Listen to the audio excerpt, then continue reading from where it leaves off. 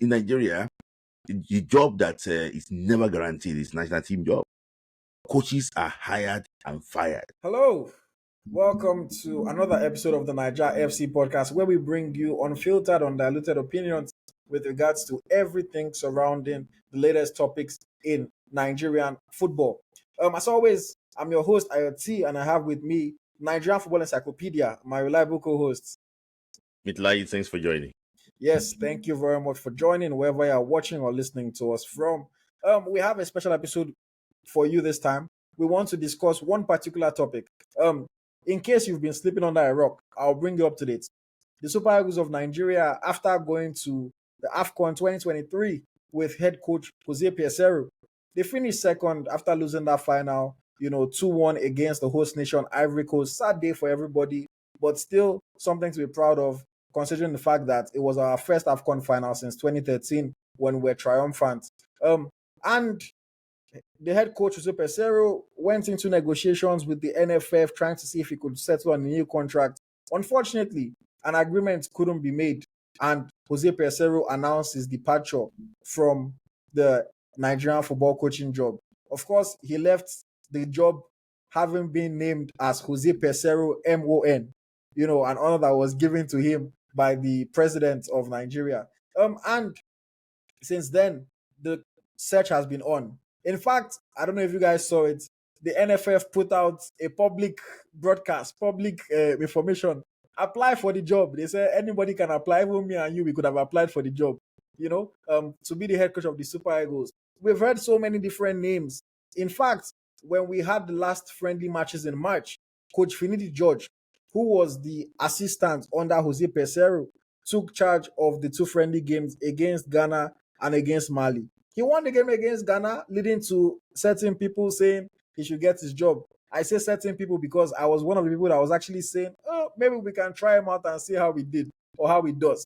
And then against Mali, unfortunately, it was a sad day, and all those people changed their opinions and said, no, we cannot keep this man on the job. Even interim, we cannot do the job anymore. And then since then, we've heard so many different names. We've heard about some Dutch coaches. We've heard about some Nigerian coaches.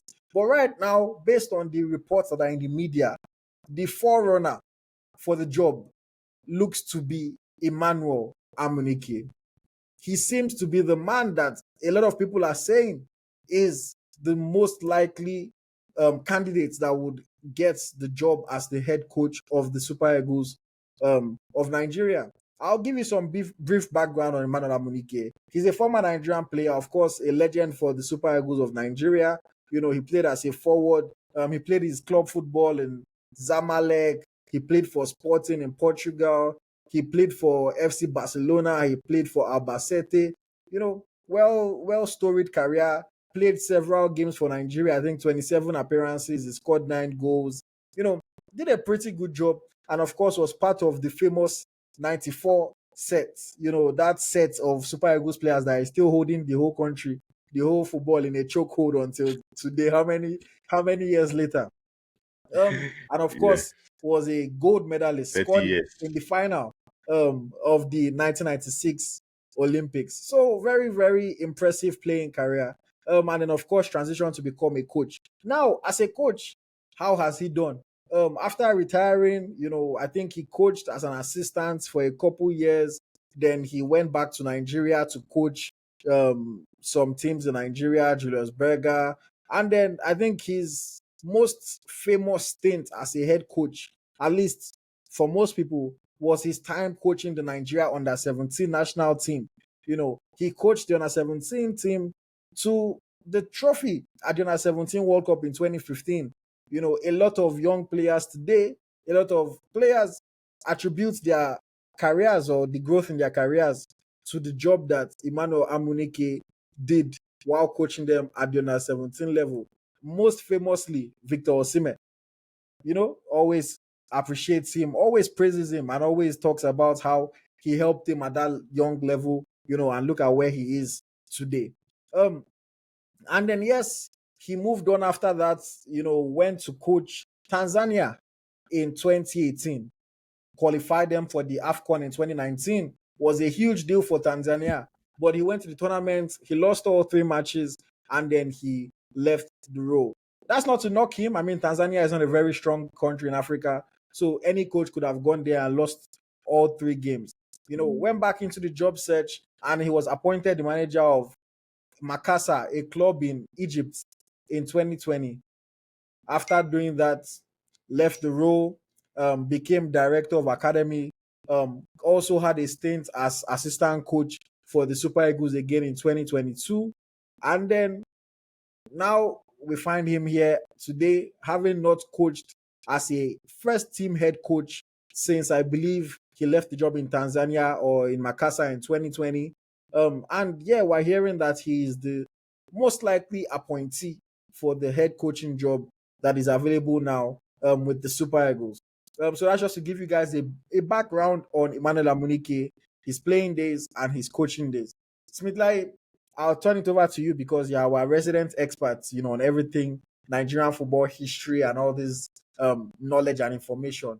When Nigerian fans hear that Emmanuel Amunike is likely going to be the new head coach of the Super Eagles, should they be excited or not? What do you think? I don't think they should be excited about about the appointment. But let me just say this thing. We can't take it away from him. Emmanuel Amunike is a legend of of Nigerian football. Despite that, he scored like 9 goals, but he scored one of Nigerian most important goals in history. If you remember the 2 goals that won Nigeria at second AFCON in 1994, was scored by Emmanuel Amunike. He also scored in the final of the Atlanta Olympic Games, in USA, when Nigeria beat Argentina in the final. So he's someone that Nigerian football fans will never actually forget easily. So I think the reason why Nigerian football fans are so happy with him is just because of what he did for Nigeria in the past. And if not because of injury, Amunike would have been, one like a player, maybe talking in the mood of like maybe the Rashidi Yekini, of this world, because it was so good, for someone to play from Zamalek of Egypt, to Sporting Lisbon, in what's it called? In Portugal, to Barcelona in Spain, very gifted player, but it was just unfortunate that injury wasn't his friend. So I think Nigeria were really happy because of what he did on the pitch. But in his coaching job, he was coach of the Nigerian under-17 team that, you said it earlier, that won the World Cup in Chile. But, a lot of people forgot that the team did not even perform well in the African Championship. We narrowly qualified for the World Cup. I remember we lost our semi-final against South Africa. And, we also lost the third place game too. If it was like before, that Africa used to have 3 representatives to under 17, it would have been very hard for Nigeria to actually qualify. Though what he did right was like at least he discovered what Victor Osimhen. He was a top scorer in that under 17 AFCON that year. So about his record in under 17, you can't dispute that. He in fact, his tactics he used during the AFCON, during that World Cup, was even acknowledged by FIFA. Because of the way his team actually was played. Apart from that, we cannot be excited to say that Amunike is coming to the national team, because the same team that he coached to win the under 17 World Cup, we could not qualify for the Africa under 20 championship. We lost to Sudan. So the team was meant to progress to the 2017 under 20, but we lost to Sudan. We won the away game and we lost in Lagos, I think 4-3 on our go route. So that was how the whole thing actually ended. And 2, he went to Tanzania to coach Tanzania. Tanzania qualified for the AFCON. And when you saw his team played in Egypt, they did not really do well. And even before they went to AFCON, the local team, local press were not really happy with him in Tanzania because of, he was picking. They used to, national team in Tanzania used to pick like Yanga. They used to have a certain club that normally play for them in national team. So he was picking like different players. So I think that one too caused a lot of issues with him when he was in Tanzania. So for me, I think there's no strong enough CV for him to say that he wants to coach the Super Eagles because, look at the job he actually took after the under 17. You cannot see that it was really impressive in those jobs. So for me, I think he's coming to this team based on what he did for Nigeria as a player and what he also did for Nigeria in the under 17. But coaching at senior level, I think that it's not. I don't think Amunike is really, really there for me. Hmm. Well said. Thank you very much for that, Smith. I've said this several times. People have disagreed with me, have fought me on my opinion. But I do not like the fact that we give our Nigerian coaches a huge pass when it comes to the level that they have to be to coach a national team. Now I know Mhm. that there's certain intricacies about being Nigerian that are good, that are helpful in terms of knowing the system more, maybe knowing the players a little bit better. But like Smilai said, when you look at his CV, there is nothing there that really excites you, that gets you pumped up and saying, oh wow, this guy's about to be the head coach of the Nigerian national team. The reality of it is that this is going to be his biggest job in his career. And even the other jobs that he has had, there's none that was a very, very, exciting role. The only other national team he has coached is Tanzania. We know that Tanzania is a very small national team when you compare to Nigeria. He hasn't coached clubs consistently other than his spell with Julius Berger and Ocean Boys, I believe, in the mid 2000s to early 2010s. And there's just not much that you can look at and say this is why he is deserving of the Super Eagles job.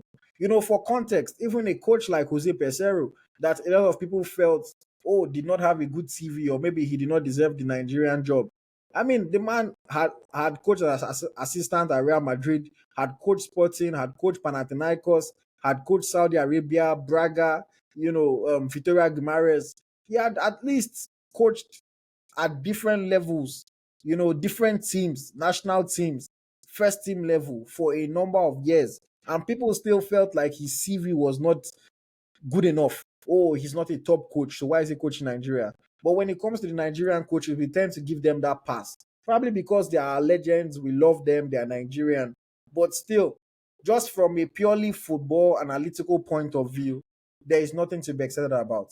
Now, does that mean that he won't do a good job? No, he might do a good job. Does that mean that I will not support him? No, I will support him.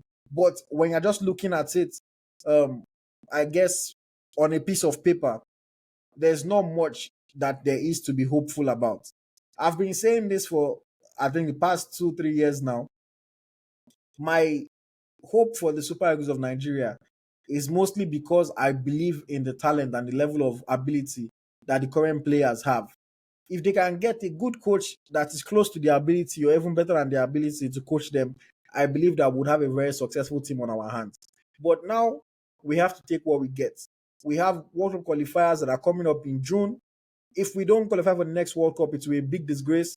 So I really do hope that if Amunike is given the job, I really hope that he's going to be able to get the team together. He's going to be able to galvanize them to quality results and, potentially qualifying for the World Cup. I mean, the AFCON as well as the World Cup coming up in 2026. But we know that the June games against South Africa and Benin are two very important matches for us because if we don't get good results in those games, it will be a very uphill battle for us to climb back to the top of our World Cup qualifying group.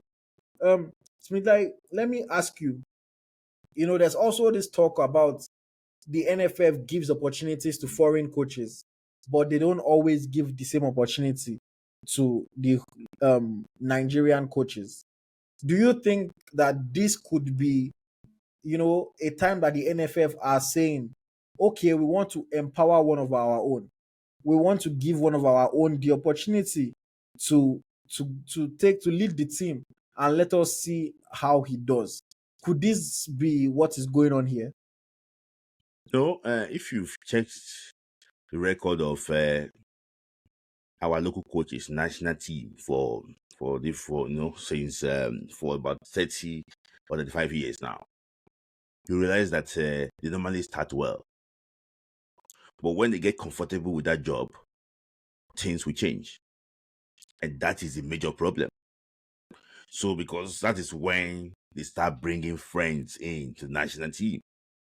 So, and from then, if you are not being fair with what you are doing, the performance, they will not perform well. I remember during the 2006 World Cup qualifiers, Coach Ostergavon came in and he did well. He took the team to Egypt. He did well. He came third. He brought in John Obi Mikel, Obasi Obuke. Obasi Obuke was an alternate player there. But the issue basically is this: when they stay longer, they get comfortable with the job, they start doing what they like. So I just think that that is why, in Nigeria, the job that is never guaranteed is national team job. Coaches are hired and fired. You can be hired today. For example, now I'm telling you, if the hire Amunike, he becomes the coach, and Nigeria failed to beat Benin Republic and South Africa, I can tell you they can sack him before September. And they will not pay any compensation. That is one thing about national team job.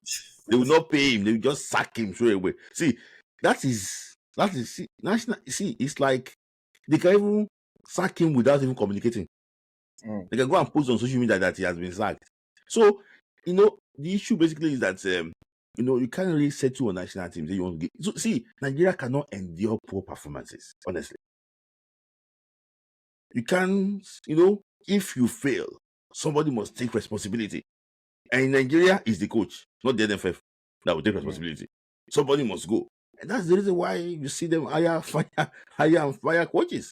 So that is the reason why, so most of the time, they don't actually give our people that opportunity. About giving some white opportunity. How many whites, how many foreigners have been given that long opportunity? Clement Wesserov and Janet Raw. They gave them the opportunity. Most of them, like Alfred Honor in 1988, he wasn't given enough opportunity. Tite Libret in 1999, he wasn't given enough opportunity. The guy Betty Votes, he wasn't given enough time. So last back, how many times did they give him? So it's not about foreign and local coach. It's NFF. They can't. Somebody must take responsibility of failure, and most times it's the coaches. If Genetro did not qualify for the World Cup in 2018, do you think he will still in the job? No, He won't be in the job. Yeah. They would have sacked him. So how would Eguavo not qualify for the World Cup in 2002 and want to remain at the job? 2002 World Cup. So it's not. It's if there's a failure, somebody must go. So that is it. Do you think that if Pasero crashed out in the group stage, we'll be begging for a renewal? He's gone. Bye-bye. Bye-bye. So it's not I don't think that they're not giving them opportunities. It's just that if there's any failure, it's going. So for Genetro and Clement Westerhoff, because they did well, that's why you see them actually stay in that job for a long time. Okay. That's it. Thank you for that insight, Smoth Layi. Me, I've always said I don't like foreign versus local or home-based or Nigerian debates when it comes to our players or coaches, everything like that. It just breeds a divisive mentality that some people do it intentionally. They bring up these things intentionally because they know that it's divisive. But I always think that it's such a moot point. If you are good enough, if you are performing well, then have the job. The truth is, as much as it would be nice to see a Nigerian leading the national team, if a foreign person, whether it be Ghanaian, whether it be South African, whether it be Ethiopian, if the person can do a better job, at the end of the day, what we all want is for our national team to be great and to be successful. I don't care who the coach is. The players will still be Nigerian players, and that's the most important thing. But yes, Mila, a final question on this. When, a lot of fans are wondering, when can we expect an announcement to be made? Whether it's Amunike, whether it's somebody else. Do you know when we can expect an announcement? If you say that you have inside information, sometimes you can be disappointed. Genevieve is meant to name the national team manager this Monday, and we're recording on Tuesday now. There's no sign. Maybe national team manager. What I know is that before next week Friday, they will name the manager. What they are doing now is that they are trying to do finishing touches to the contracts and everything. And don't forget that I don't know, maybe they have faith Jose Paserio, so they have to make sure that everything that he wants, is tight. And I think they already have the manager. The manager is already working in the background. I just think that it's not public yet. But just don't wait. When you say that they are bringing wives to come and meet you, you don't need to be looking about. Just wait and sit and wait for For that the beautiful bride to come. announcements. Wait for the announcements. And they are coming. Don't worry, it's going to be on Twitter. Maybe the night or anywhere. You just announce it that, we have a new coach now. For me, I think it might even be this Friday. As soon as possible, yes. All right. Let us see when we make the announcement, and of course, we'll post on the page. And more than likely, we'll have an episode where we're talking about whoever is appointed as the head coach, and getting people's reactions to the appointment as well. This has been Naija FC Podcast. Thank you very much for listening. Thank you very much for watching. If you enjoy this conversation, if you enjoyed the video, please make sure you like. Make sure you share with your friends, your family, your loved ones, your group chats, your discussion forums, and just get as many people as possible tuned into the podcast. And make sure that you subscribe to the channel so that you never miss an episode of this exciting Nigerian football content. My name is AyoT, and my co-host is Smoth Layi. Thank you very much, guys. Bye-bye.